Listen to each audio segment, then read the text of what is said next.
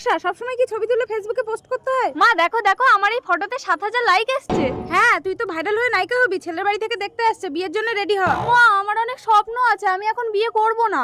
হ্যাঁ, দিদিকে যারা দেখতে এসেছিল তারা ঘুরে চলে গেছে। নিশ্চয়ই তোর ফেসবুকে উল্টোপাল্টা ছবি দেখে ওরা চলে গেছে। ভগবান, আমাকে তুলে নাও। হ্যালো, হ্যালো, আপনারা আসলেন না কেন?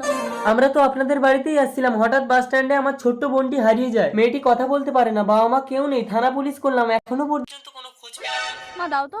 হ্যালো, আপনি ছবিটা পাঠিয়ে দিন, আমি মেয়েটাকে খুঁজে দিচ্ছি। তুমি যদি পারো তাহলে তোমাকে না দেখে আমি আমার বউ করে আনবো। হ্যাঁ, পাঠিয়ে দিয়েছি। মেয়েটা থানা পুলিশ পাচ্ছে না আর ফেসবুক খুঁজে দেবে? তুই কি মস্করা করিস? এই নাম্বারে যোগাযোগ করুন। আরে এটা সেই মেয়েটা না? হ্যাঁ তাই তো। হ্যালো, সেই মেয়েটাকে পাওয়া গেছে, আপনি মোহনপুরে চলে আসুন। কি হয়েছে নকশা? মেয়েটাকে পাওয়া গেছে মা। দাদা, তিন্নি, তুই কোথায় চলে